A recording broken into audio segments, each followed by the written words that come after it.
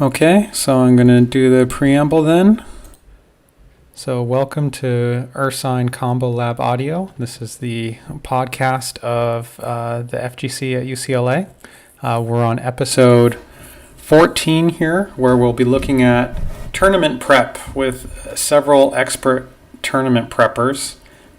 Sort of like doomsday preppers, but instead these are people that kind of get ready for tournaments. And they're quite good at it. Today we have Norse FTX, a SoCal local who is an expert at Multi-Blood, Uni, and DNF. They're one of the top 200 players. There's only 200 players, but they're also one of the top 20 or so players out there getting wins in North America. Hello, Norse. Hello. We have Mothman, who is an expert UMVC3 player and a recent expert KOF 15 player who's been racking up high placements. That I know of most notably at Evo this year. He did very well in KOF. Hey, Mothman. Hello. And then we have Mangetsu, a top plus R player. So he's one of these plus R monsters who just murders everyone who comes his way. Hey, Mangetsu. Hi, how are you doing? Doing good. Thank you guys for joining me. I guess to just get started, maybe you guys could just tell me a little bit about your training routine. So you have a tournament coming up. You have X amount of weeks to get ready for it. What do you do? what goes through your mind of I need to hit this in order to do well at this tournament? For me, especially, we were talking about how Norse is a top 200 player because there's 200 people in the scene. I'm a top 100 player because there's 100 people. So if I'm going to if I'm signing up for any tournament, I kind of have a pretty decent idea of who's going to show up. And so you can kind of look for those players and study what they do in casual matches and then kind of prepare directly against them. I realize that's not advice that will transfer to every single game, but it's really helpful, especially if you play a game with a smaller scene, to just ask players for matches. And then, especially if you have replay takeover like the game I play, it makes it a lot easier to lab things. So you actually you look for the people you might be finding in bracket. Yes. And get those kind of high-level matches from them. Yeah, especially since in Plus R there are so many different ways you can play characters. For example, Eddie or Zato 1. You can be hyper aggressive, you can be oppressive, or you can kind of hang back and wait for people to hang themselves and just use the faraway pressure that the summon gives you. But to prepare for a tournament against that character, you really have to understand what kind of player you're going to be going up against. And there are ways to prepare against the character, and there are ways to prepare against the person. And preparing against the person will always be more optimal. I can see, especially in Plus R, the people that are playing are kind of a known factor. I'm sure there are new people every year, but maybe not that many that are at that level. Yeah. So the Eddie example is actually really interesting because you would think he's not really a popular character, but I've played against a lot of Eddies, and they all are pretty distinct from each other. And for example, when I play Sunny, he's probably the best Eddie in North America. Mm-hmm. He told me his game plan is to just run his game plan and make sure nobody can do anything when he's in tournament. So he's just I'm gonna run my shit. And I'm gonna make sure you can't do anything about it. So you kind of have to prepare against that mindset, where he's I'm gonna rush in. I'm gonna make sure you don't get to move, and you have to prepare to play against Eddie in that fashion. Mm-hmm. Compared to an Eddie that would try to zone you or something like that. Yes, exactly. Hey, SBO, welcome. SBO Hello. is another CBBL player who is also an expert Guilty Gear Strive player and plays in a lot of tournaments. Are you still maining Geo SBO? Of course, always. Oh wow, nice. I'm still sticking with her. Even like she got buffed, so I'm like Okay. having so much fun with the new changes. But previous patch was a little rough, but we eating good. We eating good. Excellent. So SBO, we were just talking about we were just getting started talking about training routines. So basically, when you know you have a tournament coming up, what do you do? What's your like plan to get ready for the tournament? Mangetsu was just telling us about how he's sniping. He's looking at the players he'll have to play and figuring out how to beat them. What do you do, SBO? Actually, I do the same. Especially when I'm going to my local, like for instance, I'll give you an example. There's at our local scene in Fullerton, uh, there was a new person who came by, and he started making some waves. Goes by Fern 22, and plays like Kai. And so we don't have many Kai players. Maybe like only one other Kai player in our scene. And he was doing some like really interesting stuff that I've never seen other Kai players do. And so like I would just figure out like, okay, like what are his habits, what does he like to do that makes him so unique, and what are the other, what's giving the other players at my local trouble that I want to avoid. And so I like that's the unique stuff that he did, and I was like, okay, I pinpointed what he did differently, and then I would go to the lab and then recreate the situation, what he did to others, and then see if I can find some counterplay to it. So that's just one thing that I do. I do that a lot with like the players that I try to snipe out, as Mangetsu was saying. So yeah, that's for sure one thing I do. That's interesting. I'd pose a question to both you and Mangetsu. Have you ever thought about doing the reverse? Like, you know that people will also be looking at your habits. Have you ever thought about like trying to play in a different way or develop a different method? Yes, I definitely have. I think staying the way you are, like I think you'll get to it. You'll get sorry, you'll get like by, but knowing other competitors and other drives, it depends like your local scene. Like if they don't care, then you just use the same game plan over and over, right? But I think for my scene, like they want to get better, and so they're actively looking at me and my VODs, or like they're looking at what I'm doing, my habits. So yeah, I have to think about, come up with new stuff, or seek out information from other Geo players, or look at like say TY or like Kohide, or like really really good Japanese Geo players, and then take stuff from them and get some insight from them, and then add it to my gameplay and apply it. And yeah, I think like staying as a player, like as the same game plan over and over, you'll be fine for the moment, but long term, like the competitors will adapt and get used to that. And in my opinion, like I mean, this goes with anything with tournaments or anything to do with a competition. The last person who adapts is the one who wins. So if they get adapting to my playstyle, my usual game plan, then I have to take that into consideration. And I'm always trying to get one leg up in my competition. So like that's definitely something I do take into consideration, where I try to come up with new plans. I have what's called like a bag of tricks, so like stuff that's like cross-ups, any like mix-ups that I can do, anything that I haven't pulled out yet, not people have seen.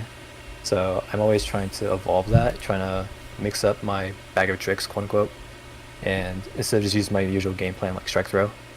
And so yeah, I have that, try to develop that, and yeah, I would say that's kind of about it. Mangetsu?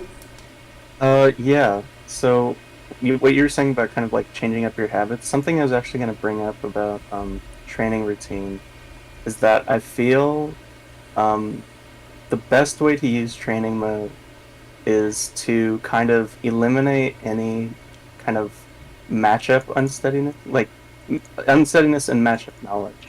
So basically anything that would stop you from winning just because you don't know something about the game. rather than the player. So basically just trying to minimize the effects of like knowledge checks or anything like that, or combo weights, anything like that that would stop you from winning if you otherwise like read the player, or you can get into their mind, but you're just screwing up technically. Oh man, combo So- weights stop me from playing. But yeah, what you're saying about kind of switching up your game plan to kind of screw with people, I think that you shouldn't really have one stagnant game plan. I think that you should play your character.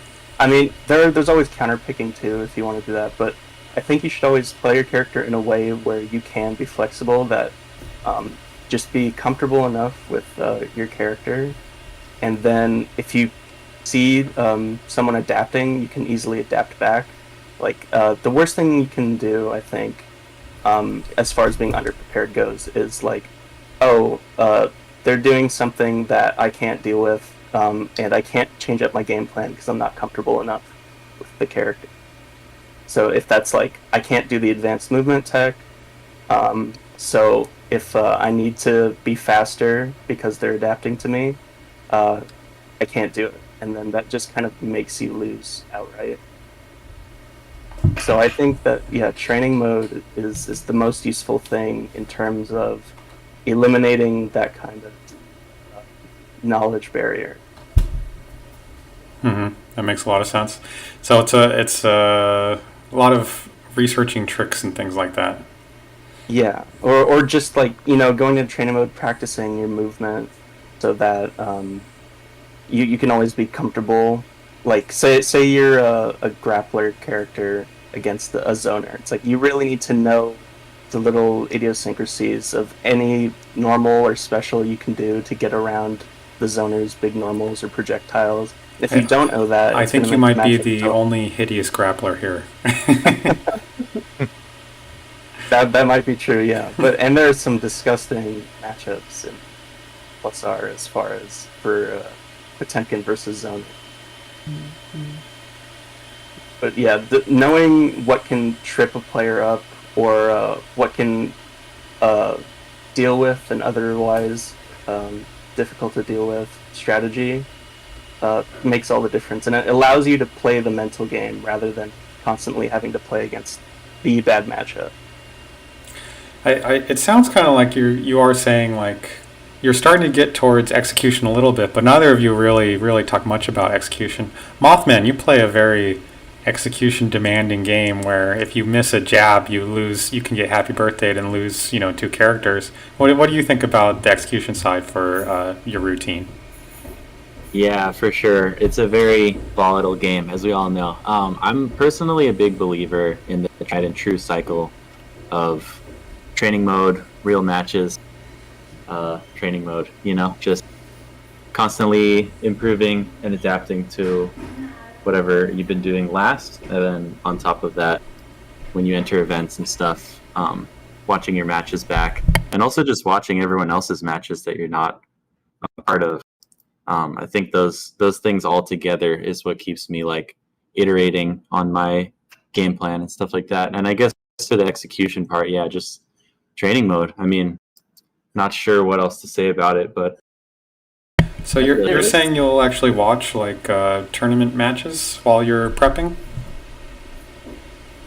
yeah, I mean, just in general, like leading up to an event or whatever you're prepping for, if there's like an online weekly that you enter, yeah, I usually watch my matches back after the fact, and not only watch them back, but try to like pinpoint every moment, like, okay, this decision was good, but don't just like give yourself the credit for getting the hit or whatever. I try to ask myself, like, okay, why did that work? Like, oh, it was because they were doing this option. Or, conversely, if you mess up or get hit, then you have to ask yourself what you did or what your other option was, so that next time you can kind of play around that. Kind of similar to the point earlier. Yeah, I think also just for the execution thing, just staying in practice. Yeah, on like a weekly basis, if you enter an online tournament or in between, try to get some matches with friends or whatever. What about for all of you? What about hiding your tricks by not going into weeklies or something where you'll get scouted? Do you guys ever think about that? Yeah. Sorry if I could go again. Please, I don't please. really, I don't really believe in that too much, just because I would rather my bag of tricks or game plan be so reliable that I don't really have to worry about like, oh, someone saw my gimmick. Because if your game plan is really fleshed out, you're gonna have enough in your arsenal to kind of adapt and be ready for whatever people see. And like for me, I like when people see my tricks, because I don't want to just hit someone with the first layer of every setup, because then you never get to the second or third layer. It's only when someone starts defending against you properly that you can like actually discover and explore those layers and practice that. So I would rather people see my gameplay.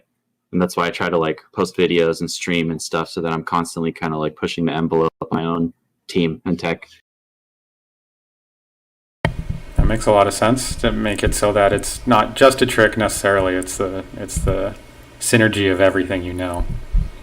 Yeah, you got options. Mangetsu, SBO, do you ever hide your new trick in the run up? In Plus Art, it's kind of a futile effort because we have replay takeover. So even if you don't play against someone, if someone else has played against you, they can send that other person the replay files, and they can literally go in and lab against your exact setup.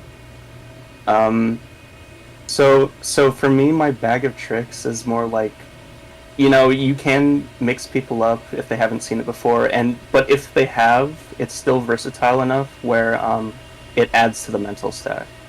So if say something really simple, like if I'm playing pot, I get like a pot buster or something, and then I get super jump Oki. And after that, I can go for a low, I can go for a high, I can go for a delayed tick. I can go for a delayed tick throw. I can go for a raw throw. And all four of those things are basically unreactable. Like pot has like an 18 frame overhead. Mm-hmm. So it's like, even if you've seen it before, if I'm catching your tendencies, I can potentially make you hold something you wouldn't have to hold, or I can just I can make you otherwise slip up, even if you understand that I could potentially pull out the bag of tricks that you've seen before. Can you guys not react to 18 frames? I mean, you guys are the cream of the crop here. No, it is pretty impossible. Like, I people think will in say, a vacuum you technically can, but not when everything else is in play. yeah, not if you're thinking about a low and a throw and a re-jump. There's so many other things to think about that if you're blocking overheads like Testament 6P and Potemkin 6K, it's because you have it in the back of your mind that it's coming. And so if you want to make people not block them, you have to kind of pressure that mental stack hard enough that they start forgetting that you can do that. What about SBO? Can you react to Angie Rin? Wait, hold on. Let me look up that move. I'm the type of person who doesn't know the actual names of the move. It's the overhead from Funjin. Oh, that. Yeah, I think it comes of if I'm looking for it, I can see it. If it's just raw, not. Like if I need to be prepared for it. Yeah, I think even that's 21 frames. So. Dang, yeah. Let me look at it real quick. Yeah, I'm pretty sure the average reaction time for people is about 200 milliseconds. And in frames, that's about 12. That's 12 frames. Yeah, so like people are actually capable of reacting pretty quickly to just really obvious stimulus, like a flash of click light. the square. Yeah, exactly.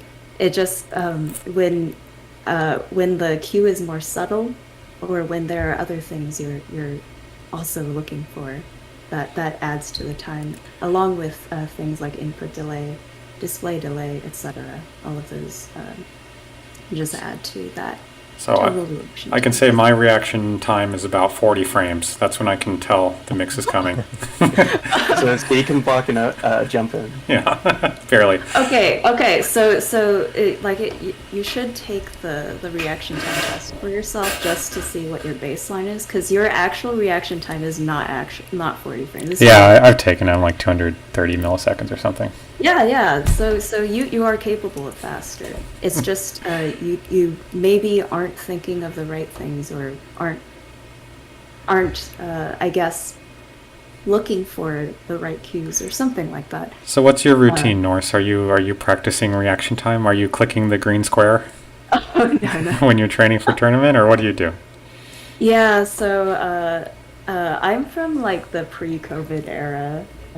I'm not sure how many of the rest of you also like frequently did tournament pre-COVID. I was most active from 2017 to 2019. And what was standard for preparing back then? I guess it's harder now since people don't gather as much. But you frequently have local tournaments, in-person tournaments of the games you're interested in against people who are good at the game. And you want to use the same system that is tournament standard. So like if it's supposed to be on PlayStation 4 Pro, you should be using that, not PC, since the delay is different. And it does matter, at least for certain games, where it is substantially different on different systems for input delay, etc. And like I haven't been doing that recently, but So you're saying you would that's actually go find the system where the yeah, I would just like I legit just brought a PS4 to locals along with a monitor, the whole setup, because that's what you have to use in the tournament, and you should use the same thing if you're gonna practice. Have you other guys noticed that? SPO, I know there was quite a difference between the PC version of Strive and console version, at least until a few patches ago. Was that something you thought about a lot? Yeah, I've actually have asked other players of like what the setting I should do in order to emulate the PS4 Pro version. So Yeah, so I would add like sure. VSync on or input delay, just to emulate that. And I'll do that for like maybe a week before a tournament that has a PS4 Pro in their local. Yeah, if you don't Stuff like have that. access to the system itself, you just want to get as close as possible with what you do. Exactly. Right. Yeah, for sure. I know, Yeah, otherwise what everyone else said is basically like what I did too. I think it doesn't matter how big the scene is, there are still a select number of players that you'll probably have in mind as being possibly problematic for you, and you want to study them. And if they're willing to give you a match, you should seek it out too. If they That's say no, all. they say no, but might as well ask. There's one of them on the screen right now. Norse, you're from the uni scene. I'm sure you've heard of Burger Dave. Yeah, The I play him a SoCal lot, scene. actually, yeah. Yeah. One of the very first online tournaments for Blaze Blue, Continuum Shift Extend, I fought Oh, his wow. Arakune, and Oh, not in that game. With the guard primers. Oh, yeah, man. yeah, with the guard primers, that was the version. It introduced Velius. He was a new character. Yeah, he's playing Enchantress in the footage there. Yeah. He's actually very impressive. He's a Geo player. Star. Yeah. He actually went to the same, I guess, regional event. Was it in SoCal? I think it's called. Gosh, what was it called? Anyways, it was a regional event with like Red Ditto, Nubenheimer, like really big names and other games. And I remember, seeing him play BlazBlue there, and then I was like, oh hey, Breaker Day, that's a Geo player. Like, oh my god. So, yeah, he plays more Rachel these days, although he used to play Arakune a lot. Oh yeah, that's where I first started with Strive, and then I'm like, oh, he plays other games. That's sick. Like he plays good BlazBlue and all that. Yeah, he also plays Under Night. Yes. He is a very good Merkava. He's the guy who's He won Climax before the COVID thing happened in 2019. and he used to go to Wednesday night fights for Unis before right, before Clear was out. Yeah. Rest in peace. Yeah. Wednesday night fight. Yeah, Wow. rest in peace. It's So- too bad. Have you all played him Yeah. except for Mothman? I haven't played him, but I haven't played him. Oh, I just okay. watched him win the tournament. He's like the guy who wins the logo. He will do things like the way he plays is kind of interesting. He will do things that he can tell like will bother you. He like specifically seeks things that for example, okay. So what I was doing when I was fighting him, his Merkava, one time is I know he likes to like just jump JB, and you can air shield that. So I would just air shield randomly in neutral. And the right thing for him to do is to do 623B, which is a rising like punching thing that is air unblockable and covers like the entire screen almost. He should be doing that in response, but no, he still pressed JB and JC, and he still hit me. He just doesn't. He doesn't care. Yeah. Did not respect the RPS. He can tell that there's something you don't want to be hit by, and he's gonna try to hit you with it. So- And it's a legitimate strategy too. To like Yeah.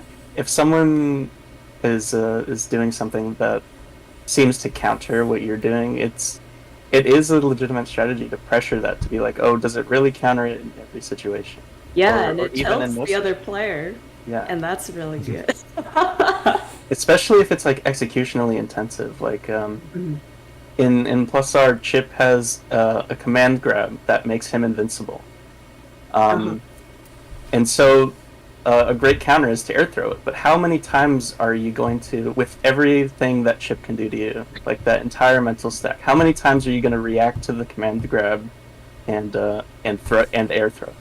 Right. So it's like, even if you have a simple counter, it doesn't mean that it's always going to be simple to execute in a match. Mm. Yeah, exactly. It's very true. Yeah. And the last point about execution. So, Justin Wong famously said he would practice his combos 100 times from P1 side and 100 times from P2 side every day, or something like that. I don't know if he still does that anymore. He definitely But, doesn't. He's a pro now. I feel like that might be a bit overkill, but you do want to essentially get your execution down until you feel it in your fingers and you are confident you can land something that would be important. Or if it would drop and you don't have time to practice it, you find the places to drop that are safe. It might not be the best advice. The best advice is to actually just grind it out. Is that a real metagame? Finding the drop points? That depends on the game you're playing. Yes, and how yeah. effective it is. Yeah. Essentially, like the biggest famous example. I don't play Skullgirls myself, but that is like That game famous is- for resets. That game is made by a pot player. It's all resets and take throws. And, Yeah. So I think it depends, but understanding how comfortable you are and whether you really have a combo down, I think, is a skill in itself. Some people are satisfied after they land it 3 times, but then they like fail to land it in a match. Yeah. So like you have to understand yourself enough to know when do you really have it down, and if you don't, be honest with yourself and work on it. or find an alternative that's safer. Yeah, that is true. There is definitely As- like you don't have to get optimal damage every time. Yeah. You just need knockdown and have a good like Oki plan, etc. setups. Now that we're into execution, I would like to ask maybe SBO and Mothman, I haven't heard from you in a little while, like what do you think about execution? Like how important is it to your tournament run? Like should you even bother going to tournament if you're not like hitting your combos 100% of the time? Yeah. I think. Oh yeah, go ahead. Oh, okay. I was gonna say, I think the higher the skill level you reach, like execution doesn't become as important. Like for instance, if someone's learning a new game, it's like layer 1, they're just focused on execution. Like they're just focusing on how the button works, how the character works. Like it's just purely like, what does my button do? How do I use it? And then like, oh, this combo, let me practice this combo. And then when you get like more experience in the game, and you start like really getting comfortable with execution, like you don't really need to worry about it as much. Not to say that you never, like you don't forget it, but like I think higher players like us start focusing on it less, only when it's like we see a problem with it during a match or we do something wrong, and it's like, okay, I gotta work on that again, and come back and revisit that combo that I dropped, or mess up that OS that I didn't do correctly, or stuff like that. But I think it becomes less important, and you start focusing more on matchups, that kind of stuff, and then maybe like doing like your parries or your instant blocks or stuff like that. That's sort of execution, but that's sort of like really tight execution stuff. But I guess it depends on like what you're trying to go for. If you're really trying to be nasty with it, right? Like trying to go for those IBs on like 2K2D and like Rekkas and all that stuff, then I would say it's more so important. But Yeah, I think it might depend on your character. tone on your character, Yeah. what you need to Match up. like, unless you play Happy Chaos, you don't even worry about that shit. Oh my goodness. I hear So it's many hard to horrible play things him. about that character. It's not so bad. I hear like some of the setups he does are pretty difficult to execute. Although I don't play Happy Chaos. I don't play Story Piper. So I Yeah, don't me know. It becomes to a point though, like again, it's like when you're learning the character, but once you've learned the character, it's like you don't need to worry about execution as much for him. Like it just sort of becomes unconscious, and it's like you don't need to think about it. And that's the point where like you want to be at. So it kind of gets to the point what Norse was saying about like Justin Wong practicing like 100 times inside. I think if I remember correctly, I think even Kobe Bryant would do that for free throws, where he would just consistently practice free throws like over and over again. I forget how many times a day, but he would consistently practice that to the point where he'd be super confident in his free throws. He doesn't need to think about it. It's just innate. It's just like the state of flow within him. Like Yeah, that makes sense because the free throw, the conditions are almost always the same. Whereas And any other shot, it can vary. Exactly. I think there's also a difference to like, environment pressure, people booing, people, saying your names and all that kind of stuff, like in basketball. But I think you can like mentally like put yourself in that environment, like just add pressure to yourself. So like maybe 10 in a row. If you don't do 10 in a row, go back and restart. Like that becomes so Yeah, much. yeah. I didn't mention that. Yeah, that is something I do in execution. So if I can't do it like X times in a row, I start over the count until I can do it that many times. I do that as well. Yeah. Even I do that. That's a good thing to For do. me, it's if I can't do 5 in a row. Yeah. It makes not- training fun, I think. Yeah. Like instead of just being an insane asylum, like you have a challenge. Yeah. Because I think it's actually a great technique just because it kind of emulates that pressure. Where it's like if you're on the 4th one in a row and it's a really difficult thing to execute, then that pressure is going to be there, and it's going to be similar to something you might feel in a tournament where it's like, oh God, can I actually hit it 5 in a row, or am I going to have to start over from 1? It's the same thing. It's like if I drop this, I'm out of the tournament. Yep. Mothman, you got a comment on execution here? Yeah, I mean, those are all great points. I second pretty much all of that. Yeah, training mode, biggest thing. Land your combos X number of times in a row, both sides, all that stuff. Do you older gamer guys feel like you've internalized it, where you don't have to practice that much anymore? Like Mangetsu, do you always hit your FRC points? Mothman, do you always hit your like double ambiguous, side cross up on incoming character? Yeah, go ahead. Yeah, I was just gonna say that. Yeah, for the most part, I do land them now, but it's not like it wasn't just like a binary thing. Like, oh, I didn't have them, now I do. It's like constant practice, and if you stop playing for a while and you feel things start to slip, then you definitely go back into training mode and make sure everything's there. But for the most part, like I said, my kind of mentality for training is to try to eliminate anything that isn't like a player matchup. So it's like if I miss this FRC versus this like zoner, they get out for free. Versus if I land it, I can actually pressure them. And so it's like it gives me more opportunities to actually play against the other person rather than have to deal with like a potentially bad matchup. So you're specializing in keeping them trapped or something like that. That's like when you really will drill. To keep them trapped or to get out of their pressure that would otherwise be difficult to get out of. Like say you only have really one great way to get out of this setup, then you should definitely hit that, because if you can get out of it, then the other player has to try harder. It has to actually like kind of read you to pressure you rather than just going for something free. Mm-hmm. Yeah. Yeah. So for me, what I was going to say about Marvel 3 is, yeah, so I play this team on the screen here. MODOK is oh my god, it's you. Yeah. MODOK's probably the number 2 hardest executed character in the game behind Viper. But yeah, like he's hard, but I started playing him in like 2011, 2012. So I'm banking on 10 plus years of muscle memory this whole time. So for me, like it's kind of baked in. And I think like Norse said earlier, that is like one of the most important things. Like in a tournament, I don't want to be worrying about like, oh, can I land this thing that I was just learning 2 days ago? Like for me, that's a bit too risky. I'd rather do stuff that is tried and true, and like even under pressure, my hands will just kind of like do automatically. Yeah. But at the same time, like I think about it like if we just go to each extreme, right? Like, okay, what if I want to be the most optimal ever? Like MODOK has a 1 frame true point infinite, which like only several characters have. Obviously, I'm not going to do that. So there has to be some balance. If you go to the other extreme, you can't just like never land a combo.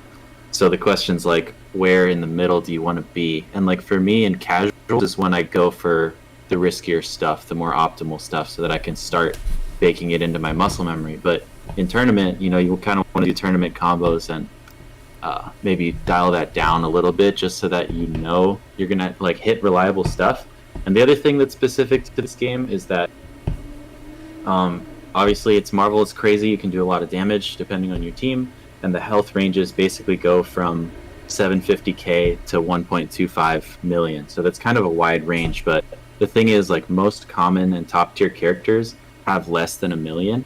So you don't have to be like super optimal all the time. Like if you want to kill Magneto, he's got 850, or Strider's got 750, stuff like that. So I think in Marvel especially, where one mistake can mean, oh, now suddenly you're getting hit by Pixel Zero, lose your whole team, you got to keep it a little bit on the safe side. And this probably varies from game to game, but that's just kind of how I think about it. That makes a lot of sense. So again, we're arriving to you're playing the meta, where if everyone was running like Hulk Thor, you might learn these 1.5 million damage combos, but you don't need to. Yeah, right? Exactly. Yeah, and you'd rather keep it a bit simpler. You don't want to like, oh, here, let me squeeze in this one extra button before launch, but it turns out like, oh, that button moves you forward, and now your launch crossed up and whiffed, and you're getting punished. Like it's just not worth risking in a tournament. This game's first to 3. Like anything can happen. Do you ever let your opponents? Do you ever let your opponents see their own character? Wait, what do you mean? You're just flying up there. They never get to see themselves. Oh, no. Not if you can help it. Along this idea of maybe playing the meta is like something we do because it's like time efficient. Norse, you kind of like started to talk a little bit about that. Like, how do you use your time when you're preparing? Like, how much time do you need? Like, how do you focus it? That kind of thing. Yeah, so like these days I don't have that much time, so I'm probably not doing as much as I should. You just got to honestly, so you know the people who are going to be problematic, usually, if you follow the scene. And you also know which characters they play and which ones you yourself might not be comfortable with, or the least comfortable with. And what you do is you just try to find people who play those characters. I know this was brought up earlier that not everyone plays a character the same, and the way they use their tools really changes how you approach the matchup. So being really good against a character played by a certain player might not necessarily translate to another character, but it's better than nothing. So if you can't actually fight the player in question that you're most worried about, you can still fight as many people who you can who play that character, and just focus on your weakest parts and what you expect to see. You can also, I guess, if the brackets are available early enough, you can see who you expect to fight. And if you see like any names you don't recognize, if it's a large enough community, I guess, then you can also ask around, like, oh, who does this person play? You could also look if they have footage, if they're anything to be worried about, things like that. And just focus on, I guess, what you think will give you the biggest bang for your time, if your time is limited. What about numbers? What about numbers for what? Like, how long do you feel like you have to practice in a week, in the weeks leading up? Oh my god. Yeah, so honestly, it depends on the game. Some games actually are huge execution barriers on the front. Like, I used to play Actress Again, Current Code, Melty Blood, the old one. The combos in that game are substantially harder than a lot of the newer games out there now. Things have gotten easier. But yeah, execution there matters a lot, and the game is really fast. So you would spend like substantial time practicing execution of various things like defensive timing or parries and your combos. I don't play that game as actively as I used to. For the more recent games like Under Night, DNF, I still play some Blaze Blue and Melty Blood. I feel as though their combos are a little more forgiving for the most part. So I spend less time on execution per se, and I spend more time, or I would, if I had time, spend more seeking matches with people that I particularly think would be. Let me ask it another way. Do you think you have to play every day in a run up to a tournament? Well, you can think of it as like test preparation or preparing for. So I used to play the piano, right? And I've done piano competitions, which is also like a thing where you could practice every day up until like right before the competition. If it, I honestly think it just depends on how you personally feel. So if you feel ready, sometimes it's better to give yourself a break the day before. But if you really want it, like at the tournament, fight as many people as you can. Like there will be the people there you don't see often and won't be able to get local games with very, very frequently. So if you're there, like absolutely play like all the games you can. But like before you arrive at the scene, I wouldn't burn yourself out or like exhaust yourself. Mental comes first. Yeah, that's just personal. That's just personally though. Like make sure you get enough sleep. I know famously one of the Street Fighter top players like got no sleep and he won or something. I don't think everyone should do that. You gotta take care of yourself. Yeah, make sure you get enough to eat, all of that stuff. And they say hydrate. And yeah, you do have to do that. So I personally think like you could practice every day, and I think it helps. Although if you find yourself like not having the time to write immediately before, you don't have to stress about it. Because there is time when you get to the tournament to practice with the people who are there before the tournament actually starts. And I think it's very much worth doing it there as well. SPO, what do you think about this? What a time you have to invest in getting ready? Do you have to play every day in the weeks leading up? Do you do better if you spend more time getting ready? It's for me, I try to find like quality over quantity practice because, as Nora said, like sometimes it's just tough to find, adequate practice, and maybe you just don't have the same amount of time as your other competitors do, and so you have to make do what you can with the time that you have. So, it's like, even I'm still trying to figure out my training regime and just like trying to make one up for myself. That's what's important. What's not important. Like take out stuff that doesn't benefit me. Like playing on like just ranked games. Like I think VOD reviewing is also a great use of your time. Did you just say that ranked games is useless? No, it's not that. It's just like it depends on your goal. Some people just go in ranked and just don't have a goal and they just play. Mm-hmm. So like if you're looking to do like, oh, I'm trying to insta block this move or like IBFD this move like during this match, like if you have a goal in mind instead of just winning, right? Then I think you're gonna get better, or you're gonna prepare better for your upcoming match or tournament that's coming up. As far as like tournament practice, I think. Could you repeat the question again? I just make sure really asking like how much time do you have to put in per day? Do you have to do it daily in a week? I understand you're saying it's sort of focused practice, so kind of like Norse is saying, it depends where you are, right? Like if you feel confident, maybe you don't have to practice that much. But in general, have you noticed that you do better if you spend an hour every day, or if it does not matter,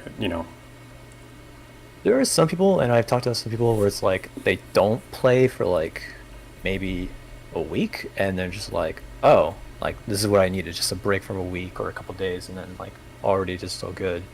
But that depends on you. It's like you gotta find that out if that works for you or not, and if it doesn't, then then do a different type of training regime where it's just like an hour a day or something like that, whatever you can to prepare. So. Yeah, I don't know. I think for me, it has worked sometimes. Other times it hasn't. But again, there could just be other factors that I just haven't really pinpointed. What else?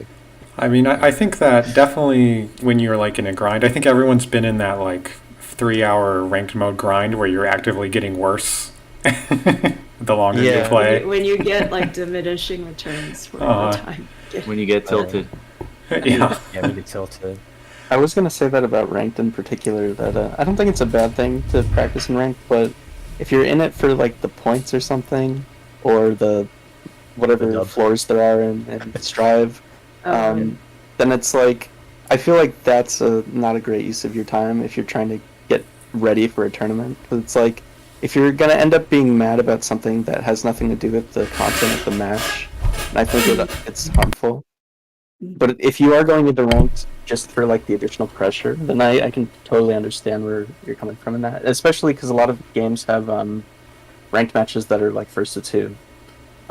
So instead of just playing like a longer set, you have to worry about, if I lose this first to two, I don't get any more game. Do you guys all play ranked for the games you play?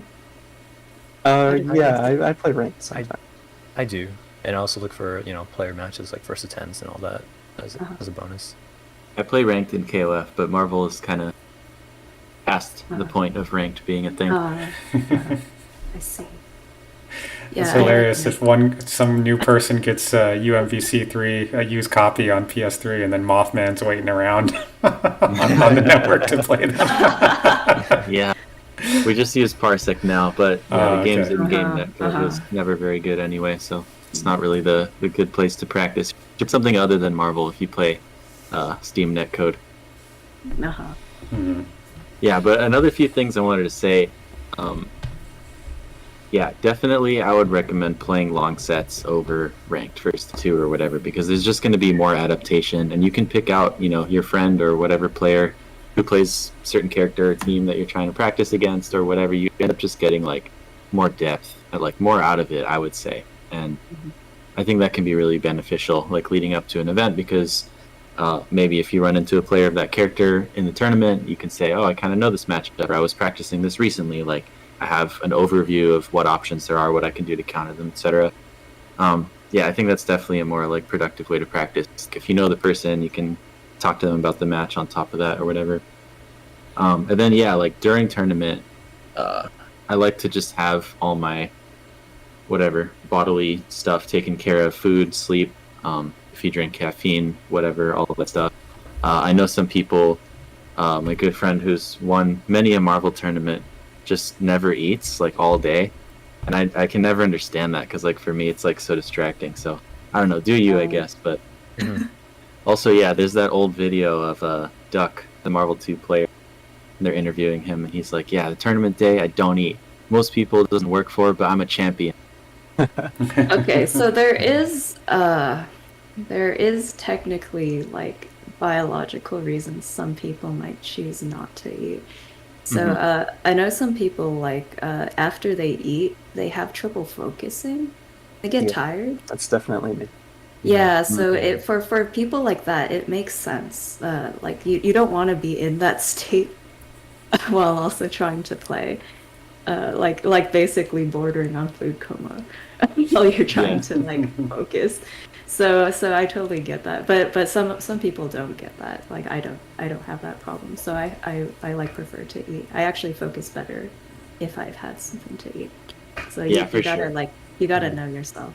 Yeah, guys I'm the carb same way. load? And yeah, sorry, I didn't mean to say there's like a one size fits all. So yeah, definitely no, yeah. do whatever is good, whatever works for you. But yeah, also about the amount of time playing.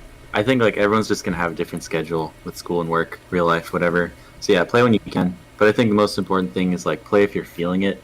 Like I get in the mood to like practice or grind matches or train something, or I get an idea or whatever. I think like playing based off of that kind of helps me more than if I'm just like forcing myself to sit down and just grind it out. You know, like I think that kind of like ebb and flow of like pushing yourself and then sleeping on it, let the ideas marinate in your head, whatever, come back to it in a day or two.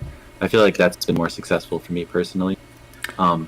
And also, yeah, like definitely at tournaments, I notice that I do way better if I just warm up, even if it's just like a few matches.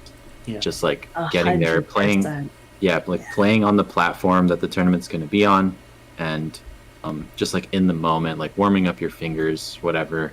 That's been super helpful for me too. And then also like if you're waiting around to play your match, just watch the matches. Like especially if it's in your line of the bracket, you can see like what level people are on right then. Like you might know a team they play, or you might have seen some matches from a couple months ago ahead of time. But like seeing what they're doing right then, and like their level of Yomi, like if they're crossing up or not on a certain thing against someone or whatever. I think like right before the match, that's like pretty valuable data that's just free. You know, you can just watch. Yeah, I wanted to add a few things to what you were saying, Mothman. I think playing longer sets, it's like it's always more helpful. You always like pick up more if and adapt more when playing a long set. But I also think that it's good for your stamina overall. That when you're playing in a tournament, especially if you go to like a major or something, it's going to be like an entire day's worth of playing. And if you can't handle that stamina wise, then you're not going to have as good of a time. But if you can play a long set, like 50, 100 matches with one person, then even if you're not great at like over the course of long sets, like I definitely wasn't when I was starting out. That I would get tired maybe like 10, 20 games in. But over time, just playing more and getting used to the long sets, it's definitely helped me, and I think that it's definitely a contributor to being more successful in tournaments where you can play tons of stressful matches and still have the energy to keep going. And another thing I would add to the whole food thing, I did say before that I was the kind of person who, if I eat, I kind of lose my focus a bit. But at the same time, I feel like a lot of that comes from eating too close to the tournament. I think it's always healthy to eat, even if you are that kind of person who gets tired.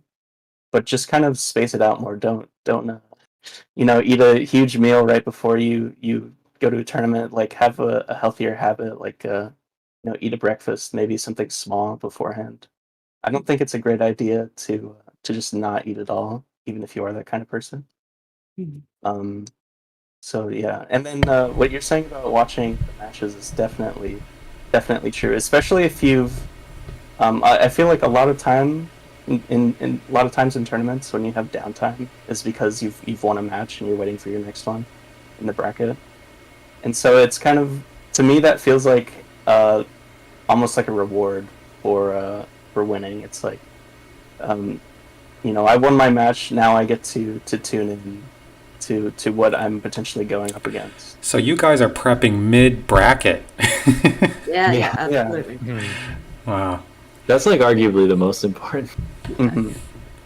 I actually want to touch upon that topic a little bit with the sustaining mental energy. I think Corey Gaming, in his video called Playing Fast and Slow, there's a portion of it where he talks about like studies was done with like dealing with sugar and essentially like at helping with mental energy, like sustaining long term. So like if you're playing like long sets or long tournament run you have to do, or like defending like against like a character that's just absurd to defend against, you just gotta do, sustain that concentration and all that. Basically having sugary stuff will help. And I remember watching the video and thinking that like, oh yeah, I remember Armada, the melee player, actually drank orange juice and would bring orange juice with him. And then so I've been starting doing that when I go to locals. I would always bring, or even when I do online tournaments, I always have orange juice on hand. And so I just drink it before and like or during the set, just to help legit. me. Yeah. It is important. Yeah, a lot of your brain. So the brain can only metabolize glucose. So you gotta give it that. Even if you have a gigantic healthy meal, it still might not be enough. You need sugar to survive. Yeah. Drink those energy drinks. Yeah, something I wanted to say about warming up beforehand is I think it's also good for your mental your mental game, because you warm up your hands just either if you're at the venue or maybe you're playing online before an online tournament, and before a tournament, at least for me, you always kind of feel anxious, like, oh, what if I play badly today? And so if you warm up beforehand, not only will your hands be prepared to do execution stuff, but you'll get that reinforcement, like, oh yeah, I can do this stuff today, I can hit this. So it just kind of eliminates that potential worry about like, oh, can I do this today? Am I having an off day? Am I feeling? So I think just warming up helps mentally as well as physically. That actually, I wanted to ask you guys, what do you guys do about nerves, either jitters leading up to the tournament or even, right before in bracket? Like, is there something, obviously this is something you have to conquer if you're going to do well. Do you guys have a plan to deal with nerves? Yeah, I want to speak to this just because historically I've been pretty bad at this. Like, I've had pretty bad nerves for years and years. Like, I feel like it's affected my performance sometimes, but if I've gotten any kind of handle on it recently, I don't know. It sounds really basic, but like it's so simple that it works almost. Like deep breaths, like right before and during, can actually help a lot. And also, for me, besides just like breathing and stuff, like it helps me if something goes wrong that would normally tilt you or you drop a game or whatever, to just focus on the aesthetics of the match, like just the sights and the sounds. If you can just kind of like tune in and focus on that, because that's all that really matters, And I have some trouble with like crowd noise and stuff too. I think it's really distracting. I have some like sound processing issues and stuff, so noise canceling headphones have been like a big lifesaver for me, and just trying to focus on the game. Those are some good tips. Norse, you have any? You worry about nerves at all? So actually, for me, so I used to do piano like recitals every month, and I had like really bad nerves for those in the past. I think that actually helped with fighting games. Oh, Since nice. in those like everyone's quiet and you can't hear anything. Everyone's staring at you and they're like waiting for you to make a mistake. So like and then you're the only one on the stage and you have to play perfectly. It's like you can't make a mistake. Whereas in fighting games, like everyone's like cheering, everyone's happy, like you have someone with you on the stage, and they're happy when you make a mistake. So, so like it feels so much. I guess it's liberating in comparison. So I haven't had as much. I guess I'm fortunate in that sense that I've had that experience before. That I don't have as much of the nerves in fighting game tournaments because in comparison it's like freedom and much happier compared to classical music recitals. I did want to say, like, one nice thing about the FGC is, like, no one, good and bad, no one here is, like, on a team where they live in a house with, Justin Wong and, Daigo, and they have to wake up at 8 o'clock and practice until 5 p.m. every day. Like, the FGC is really a passion-driven thing. So when you guys go to play tournaments, because you fucking love the game. There's really no other good reason for it. Love it. Yeah, everyone's There are many better ways to make money. So yeah, the only reason you go to a tournament is because you like it. Yeah, so that's really cool. The fact that you guys came up with all these tricks and everything like that to get ready really comes from like a genuine place of enjoyment. I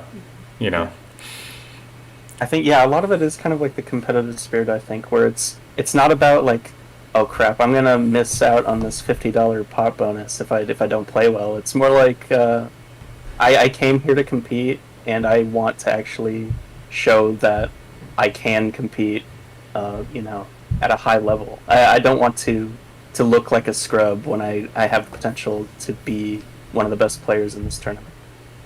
And so I think that's why you practice. That's why you have nerves, is because there's when you go out in public, especially, there's definitely social anxiety when it comes to tournaments. That you you definitely want to appear that you're not someone who's under practiced, who came here, just to have some fun, but you want to like show your skills.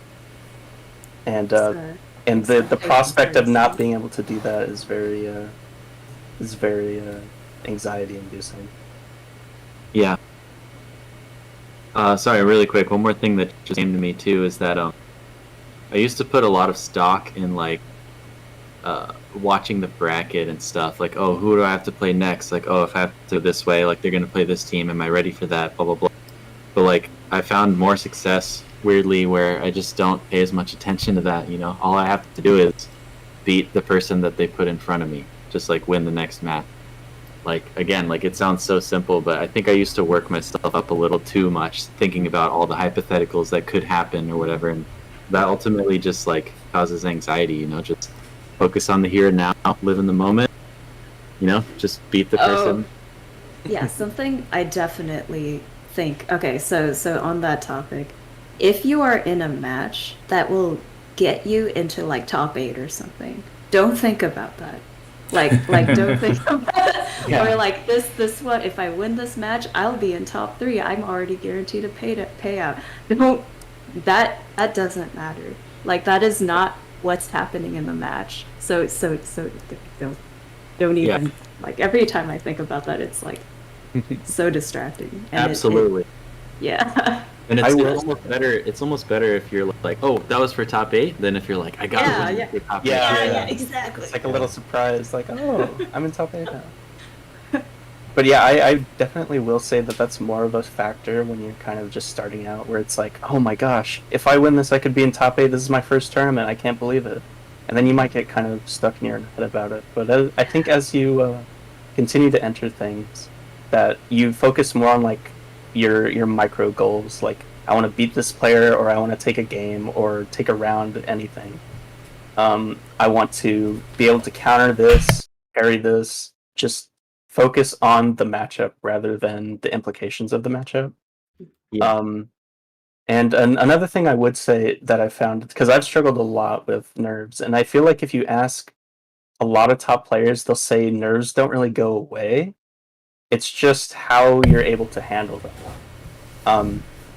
And I brought this up earlier, actually. When there's an Eddie player Pulsar named Sunny, who competed in the Battle League, and I asked him about preparing for tournaments, and he said he said to me what I had said earlier about I'm just here to run my shit and make sure nobody gets to play, and that made me realize that like a key factor to trying to like beat nerves is to have a plan at all, to have something you're focusing rather than how nervous you are.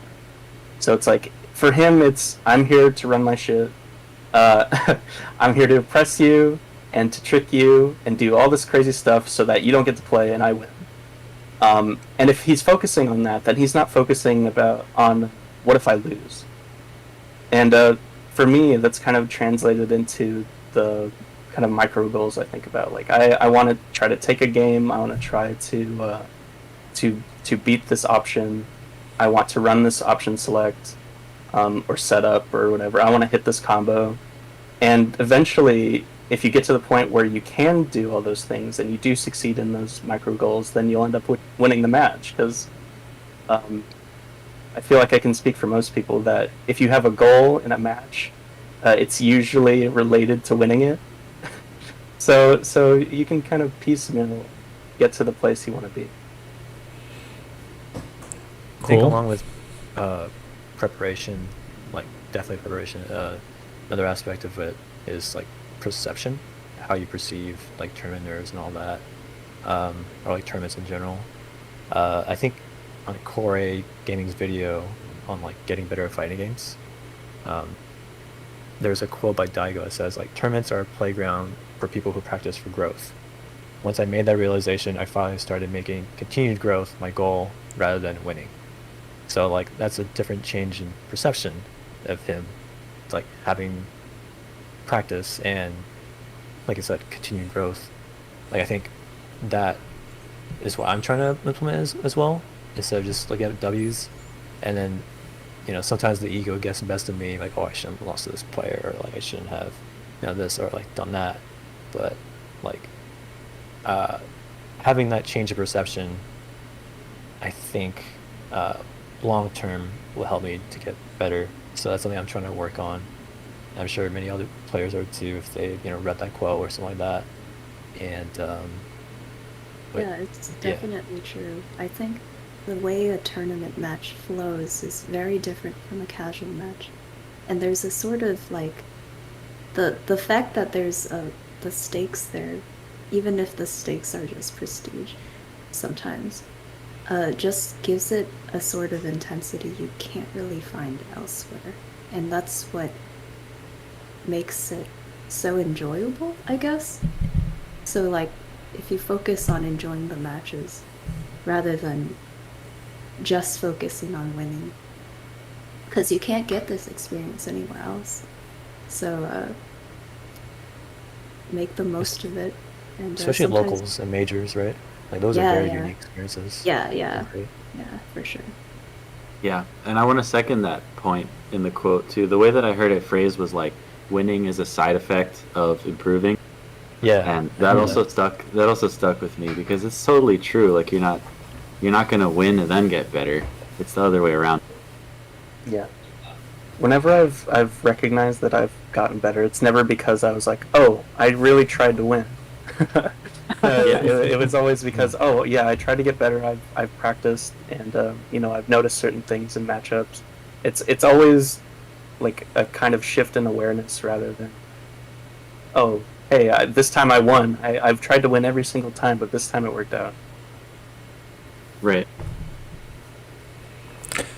That's very interesting. Yeah. So we're sort of getting to the end here. I will go ahead and why don't I ask you guys what you're expecting to grow in soon? Not win, but grow in. Are there any tournaments coming up for you, Norse, that we should look for you at? Oh, right. Oh my goodness. I don't know how far I will be able to get. This coming week is Frosty Fest. Yeah, I was I'm going to ask, does anybody go? Yeah, so I'm going to enter 4 games. Under Night, Uniclear, Multi-Blood, Type Lumina, BlazBlue Central Fiction, and DNF Duel. This is why you dodged my practice time question. There's too many games to practice. Yeah. The thing is, so I frequently do this. I will enter a lot of different games, partially because I like to see the differences in play styles of different players. And the more tournaments you enter, the more you get to see. That's cool. In the context of tournament as well. So you get to see how people conduct themselves in tournament. And the more of that you see, the more like you understand and more experience you have, essentially. It's and an it's FGC anthropologist. I can't say it. It's fun to just, it's just fun to see how different people approach like different games. There are also oftentimes like something you find someone does in one game, and you're just like, oh, you could do that in another game. It might not be exactly the same, but the principle is similar, and it will work.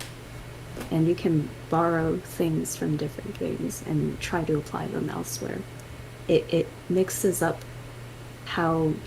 it mixes up your own game plan and makes it, I guess, it strengthens it in some ways if it is effective. Which one are you going to grow the most in, you think? Oh my god. Well, I think the one I'm weakest in right now is either, honestly, Blaze Blue or Type. How dare you? Oh, okay. Since I haven't played those as much as I would like. And I guess that's where the biggest room for growth is.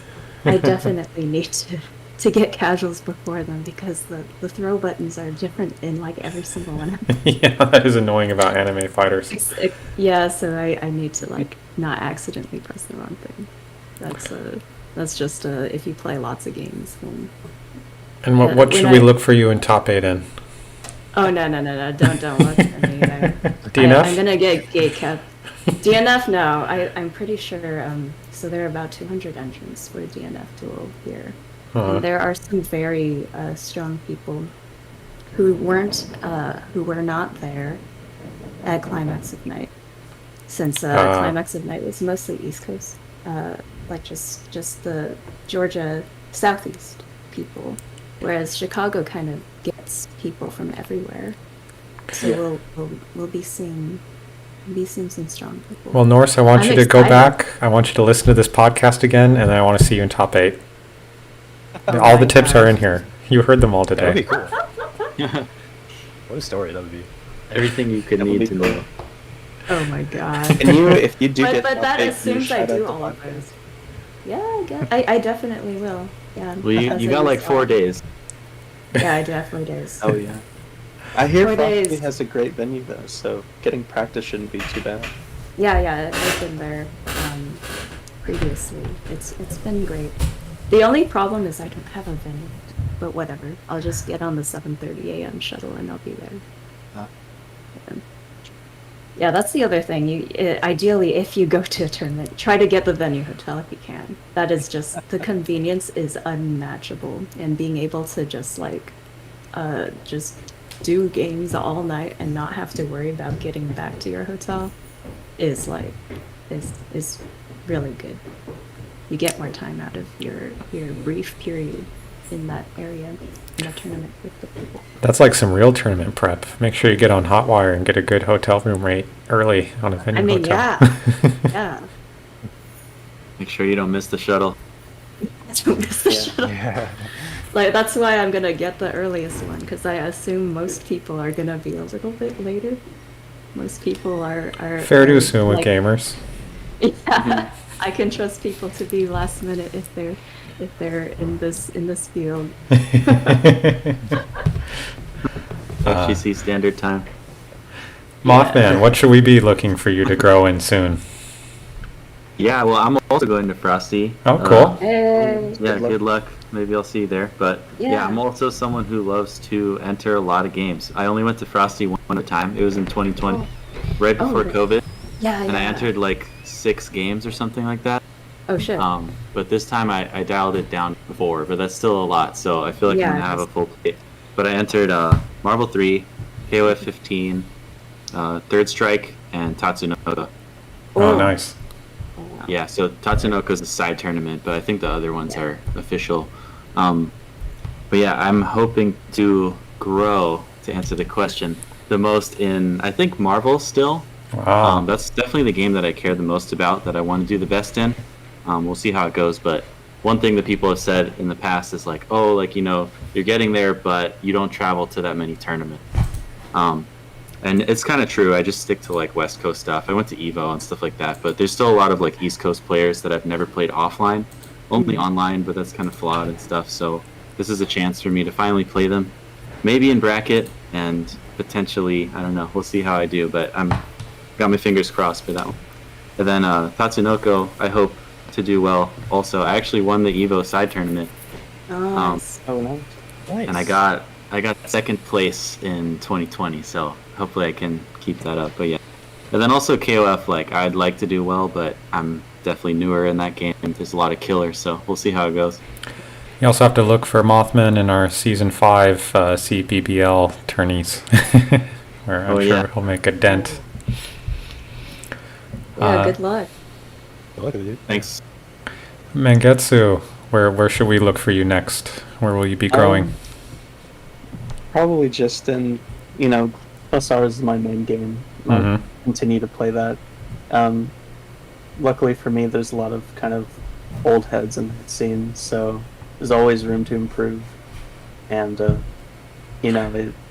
there's, I wouldn't call it like a confidence boost, but there's a definite way to perceive your own growth, especially in a community like that where, oh, these people have been playing for 10, 15 years in this old ass game.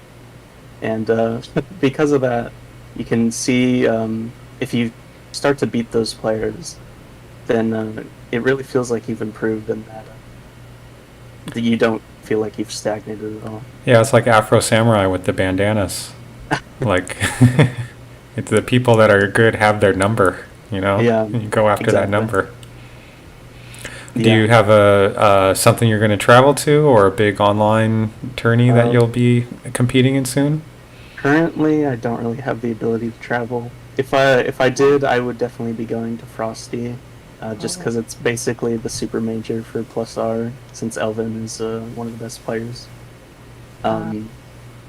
But yeah, I mostly stick to online tourneys. I haven't really been playing very much in tournament just because I'm busy. But whenever I can, if I can find time, I'm gonna try to enter like a tournament today actually, and I'll see how I do. But I definitely need to focus on growth in tournament, just because like if I can beat a top player in an online match or a long set, it doesn't mean I can necessarily beat them in the first two consistently.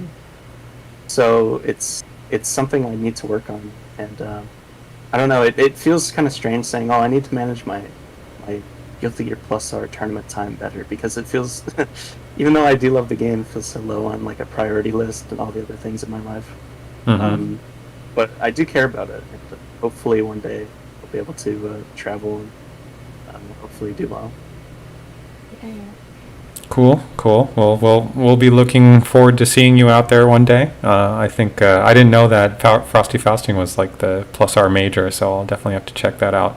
Yeah, and they're running it on PC this year instead of PS3, so you don't have to play with 3-frame input lag. That's great. Yeah. SPO, where should we be looking for you? Where are you going to grow next? Well, main plan of getting into fighting games, because like Guilty Gear Strive is my first fighting game that I really put my time into and really competed in. I was an FPS guy before for like since Overwatch came out. Oh. Ever since I played, I was competing in that Umisho. game. Umisho was she was a tier 2 Overwatch player, really good. So wow. she and I came from the same background, funny enough. Wow. And so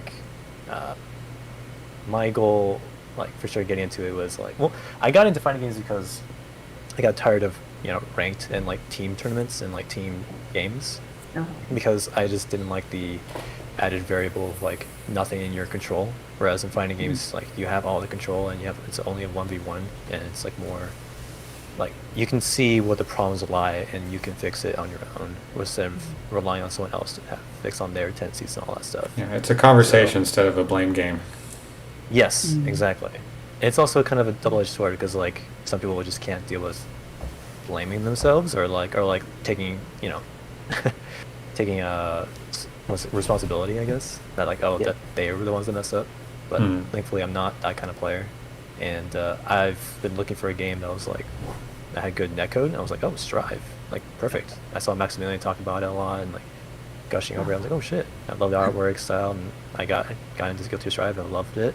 Now I'm in SGC, and I'm had my eyes set on Project L as being like the main game that I want to get into. Yeah, a lot of people excited.